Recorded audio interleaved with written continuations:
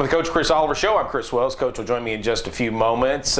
This week we will take a look back at the Blue Raiders' 56-7 win over Cincinnati Christian. We'll also visit in our student athlete spotlight with tight end Mikey Davis. And we'll talk a little bit about the fact that the Blue Raiders are on a bye week and the fact that they get to play Kentucky Christian in Bluegrass Division play in a couple of weeks. We'll talk to Coach Oliver about what's coming up over the next couple of weeks as well. All that more coming up. We'll be back in 1 minute. This is the Coach Chris Oliver Show on the Lindsey Wilson Sports Network. You know, they always talk about the city on a hill, the beacon on a hill, and that's kind of how I felt Lindsey was. It's, you know, this very metropolitan college, really, when you look at the student body and how diverse it is, in the middle of this rural community. But it's certainly that school that is in the midst of that transformation to something way beyond what any of us could ever hope for or imagine a small college to become. Welcome back to the Coach Chris Oliver Show. Coach joins me now. Coach, Saturday's 56-7 win. I want to start first and foremost with the crowd. Yeah. Unbelievable crowd. I would say it was almost 2-1. It was easily 2-1 of Cincinnati Christian, maybe 3-1. But it was a terrific following for Blue Raider Nation. Yeah, it was fun, and we knew that we were going to have a lot of interest there from some of our Northern Kentucky folks and a few of our Ohio folks. But it was probably even better than we had anticipated. Just a great crowd, a lot of people there, and we're there. We get to the stadium about 2.5 hours before kickoff. That's our normal schedule, and there were people already tailgating in the lot across the street, and just a collection of cars and flags and people having fun, and that's an awesome thing. And to know when you can go on the road and be supported wherever you go, whether it's going to Florida or whether it's going to Cincinnati, that's a great feeling for our kids, and we're happy and thankful to our fans for showing up in a big way on Saturday. First trip to Cincinnati, first trip into Ohio. We talked about it in the pregame a little bit, but how did it go for you? I thought it went well from a logistical standpoint, and there's challenges that come with each week and each travel and each opponent. So there were some things that I felt like we didn't do necessarily well with some of our preparation and some of the way we started the game. But overall, I thought it was a good trip, and we went 1-0, and ultimately that's the goal. 56-7 was the win on Saturday over Cincinnati Christian. I said I was a little harsh on your team a little bit during the opening couple of drives. Yeah. I thought we looked a little uninspired. Yeah, there's no doubt about that. And we didn't have a great week of practice. Tuesday we struggled to bring the enthusiasm that we've become accustomed to. So we struggled with that early in the week. I think that showed up late in the week as well. I thought pregame warm-ups weren't where we wanted them to be. And, you don't win the game during pregame warm-ups, but you can certainly have the opportunity to set a negative tone during pregame warm-ups. And I thought it wasn't as focused as what we'd come to be. So there were some things there with the way that we started and the way that we focus that, we need to improve upon. And, we talked about that.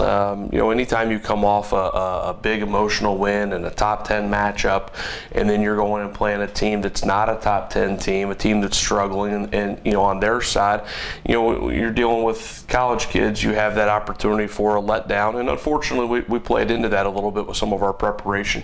It wasn't where we needed to be, so hopefully, it's an opportunity that we can learn from and come back. But certainly not as crisp and clean early on in the game as we would have liked. I don't want to dwell on this too much. You did go 1-0, and it was a very big win, but what are the teachable moments? What do you do? I guess this week is probably as good of a week with the bye week coming up that you can break down the film and show things that as opposed to the way they did things against Southeastern as opposed to Cincinnati Christian. Well, I think some of the effort and some of the finishing of the plays and just the mindset that we went out there. And it's tough to put mindset on video, but when you're there as coaches and as players, you can feel it, and you can feel the way that we went through warm-ups and just went through the week. And, you can tell when there's a difference from when it's outstanding. So I think those are things that are tough to quantify when you look at the video, but then you can see the output of how we tackled, how we finished blocks, just those little effort plays that go into the course of the game. So it's something that, we have to know that when we show up, we're going to get everyone's best effort. And, some weeks that, you're playing better teams than others, but you're going to get everyone's best effort when you show up and you're a top 10 program and have our program to the point where, fortunately, it is over the years. So we have to do a better job of being more mature about just controlling the things that we can control, because ultimately, we have no control over who we play each week, what their record is, what the atmosphere is going to be like for that game. All we can control is how we prepare and how we go about our business. And we didn't do a very good job on Saturday of controlling all the things that we had complete control over. So hopefully that's a lesson that we can learn and improve upon as we move forward. 56-7 was the final score. Now that sounds like an easy win, and for the most part it was. But I thought I gave a lot of credit to Cincinnati Christian. I thought from year 1 to year 2 that they've really, really improved. Yeah, I think they've improved. They made more plays on offense certainly than we've seen them, and even some more than earlier weeks this season. So they got us on a few things with some of the play actions and some big plays. We had a lot of tackles for loss, but if we had tackled better on a more consistent basis, they wouldn't have had a couple of long runs that they got us on as well. So just some things that we need to clean up, but it's certainly a lot of credit to them because they are improving, they are getting better. The defensive unit scored its third touchdown of the season, and while I don't think Coach Kleckler was exactly thrilled at the way his defense played following the game, anytime you can put 6 on the board from the defensive side, that's a major bonus. Yeah, and it was a good opportunity to get off the field right there because that drive was not going our way early on, and they came out and got the opening kickoff. We had great coverage on the kickoff, but then they were driving the ball down, and they had a 25-yard run where we missed a tackle for loss. And if we tackle that one where it should have been, then we're probably off the field prior to that. So we had some opportunities to get off the field. We didn't, and their offense was driving on us. So it was good to certainly get that turnover. It was a play that our staff had identified a key on that.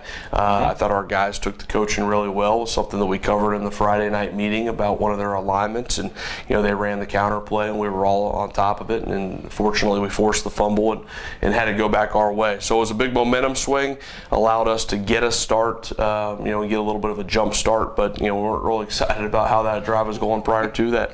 So tied a season high with 9 tackles for a loss in the game. Because of those tackles for a loss, their average yards per play was 3.9. Did you hit your mark this week? Yeah, I thought we did, but we gave up too many big plays. We gave up some play actions and some things, and they weren't necessarily deep down the field, but just some of our underneath coverage wasn't very good. I think if we clean up some of the underneath coverage, and we were certainly committed to stopping the run, so that's part of it, but we clean up some of that coverage and we tackle better, then you see a really, really strong defensive performance. And I know you're getting nitpicky when you give up 7 points and you do that, but you can't only be results oriented. You have to look at the process and what goes into that and the way that you play. It can't just be about the scoreboard. Ultimately, we want to go 1-0 every week, and we all know that, but we also know that there's a bigger piece of this puzzle that comes together as the season comes along. So we got to continue to get better and not give up so many big plays. Offensively, at the beginning of the year, you said, I got 3 quarterbacks that I really believe can win us football games. And Dylan Beasley did not play this week. Peyton Baraldi got his first start, threw for 4 touchdowns. Cam Reduce came on, connected with a touchdown, his first career one. To George Gregory was 3 for 3 in passing. So your quarterbacks, I thought, played pretty well during the game, and there was some big plays down the field. Yeah, I thought we played really well. We had some big third down conversions, and it was some of those third downs where they gave us a coverage that we converted some of those routes to vertical routes, and our guys did a good job of making the plays that were there and taking advantage of those opportunities. I thought our quarterbacks played really well. I was really impressed with how they prepared mentally off the field. We watch, and it wasn't just because Peyton was playing. Peyton prepares that same way each and every week, even when he's been the number 2. This week he got the nod to start the game, and he prepared with that same type of attention to detail. And then Dylan was right there with him, and Cameron's right there with him. And it's great to see those guys work together because they just want to go out and play well as a unit. And I thought they did a really good job on Saturday. Offense, the offensive line, I thought did a really good job. No sacks allowed during the game. You ran for over 150 yards. You averaged averaged 8.5 yards per play. Yeah. So you got to give the big guys up front some credit. Yeah, I thought there were some positives there. I thought as the game went on, we started to substitute. I mean, honestly, we probably should have run the ball better than we did. We should have finished better. And we need guys to understand, when they get the opportunity to go in the game, that, that's an opportunity to earn more playing time earlier in the game. So there were some positives there. We only ran 47 offensive plays. It might be a program low if you go back through the record books. If it's not, it's really close. But we were really efficient with what we did. But I would like to see us finish better on offense than we did there in the second half. I thought we sputtered out in the third quarter. Didn't come out of the locker room with a lot of intensity and want to on the finish. And again, these are all learning opportunities for us where hopefully we can get better from this. And the third phase of the game is always special teams, and this has become a very welcome theme. I thought our special teams was a lot better than their special teams. Of course, the punt return for a touchdown, but the kick coverage continues to be outstanding. It was just another terrific day for you on special teams. Yeah, we talked about it a week ago, and our guys are really buying into the special teams preparation process and how important that third facet of the game is. And it's one of those where when you have success, sometimes it breeds more success.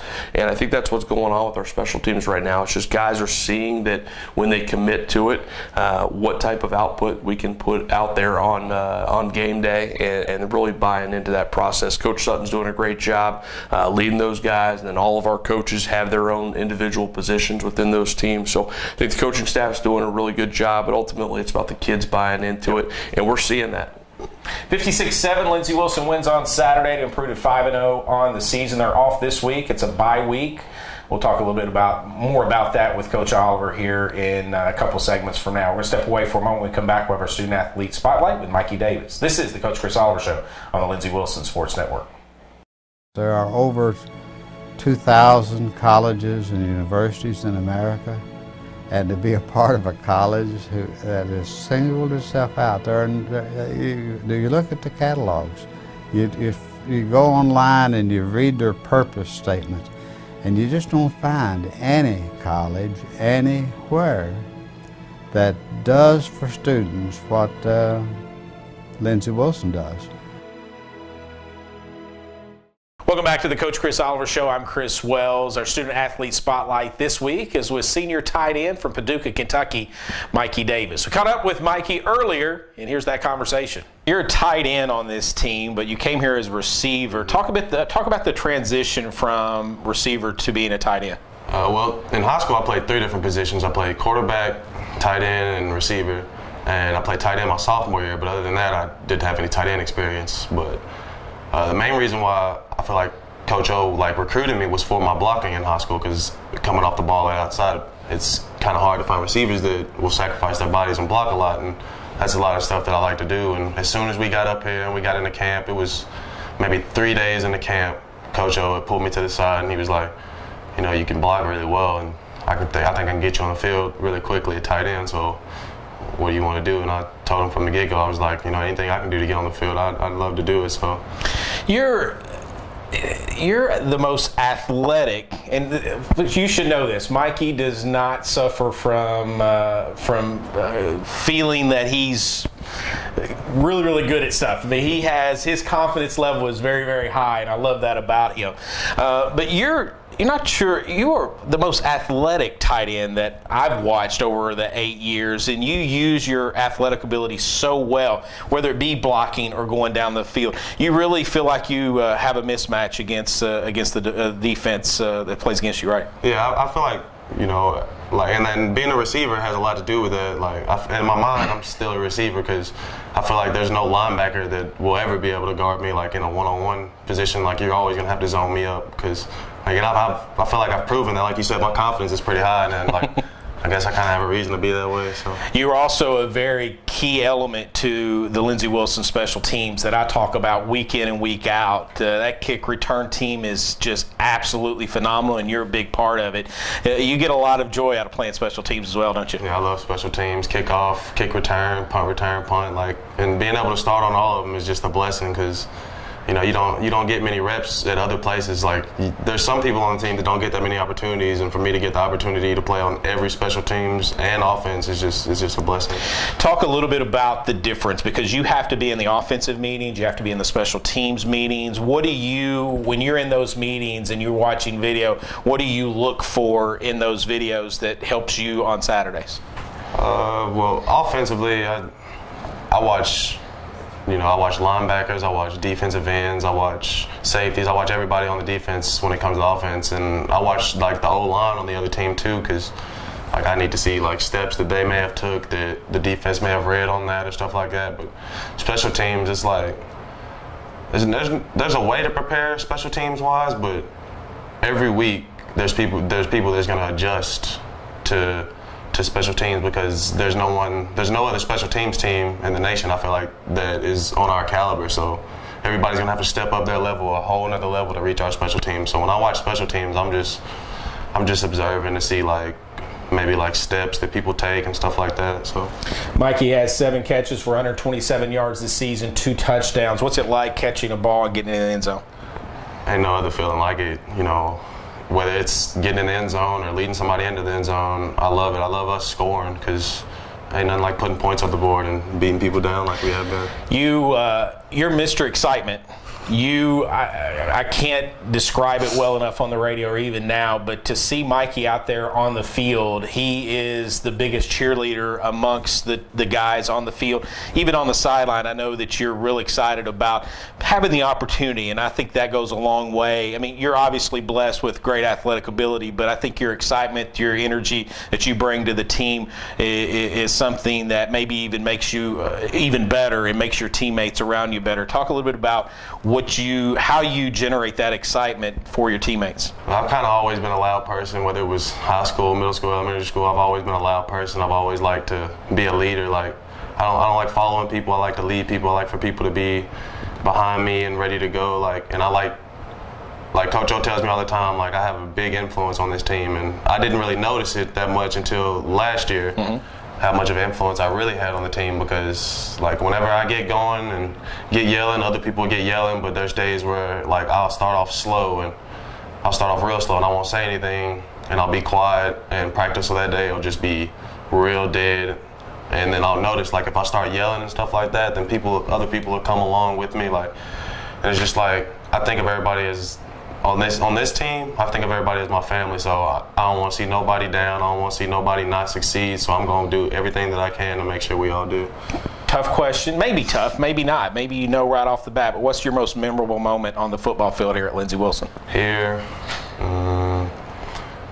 beating Grandview last year at home, because it was a big game for me, and it was a big game for all of us. There was so much excitement in that game, and beating them coming off the year before when they beat us, we went all the way down there and lost in the snowstorm and had to drive back. Long bus ride, nobody wanted to talk. It was just quiet, and then they had to come all the way down here last year, and before the game we were all excited and all this, losing energy, and then the game started. We were all kind of tired. Halftime came around and we got another speech, and it was just like everybody just uplifted again. And when we came out in the second half, I don't know, it was nothing else like it. We came out strong and beat them, and it just felt real good. Mikey Davis, senior tight end from Paducah, Kentucky. He's been our student athlete spotlight this week on the Coach Chris Oliver Show. We're going to step away for a moment. We'll come back with Coach. This is the Coach Chris Oliver Show on the Lindsey Wilson Sports Network.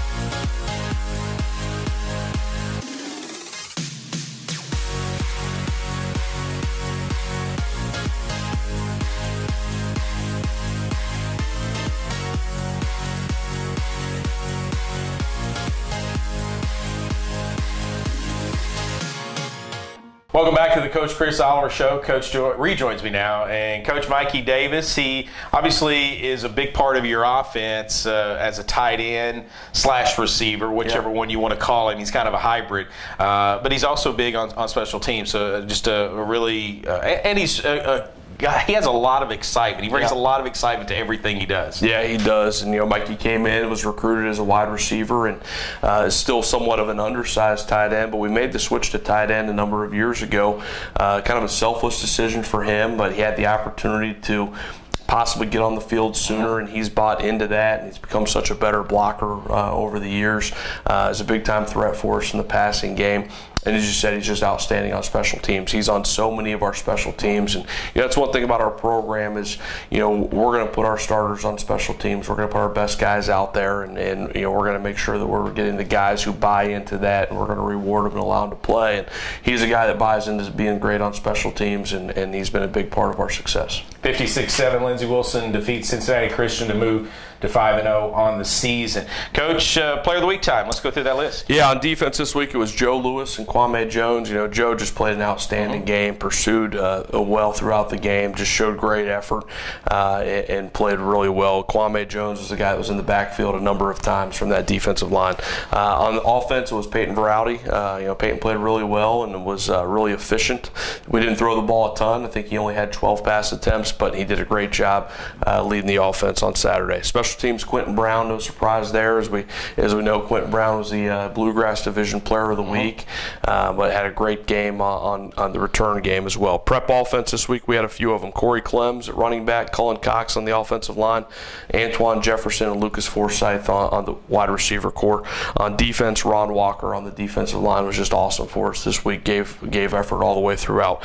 Big hits, we only had one. Marcus Graham had one on a play that was similar to the touchdown run against Southeastern that everybody saw, or in that same play out of a different formation, had a linebacker pulling around, or he was pulling around for a linebacker and had a big deke leader. It was fun to watch on video.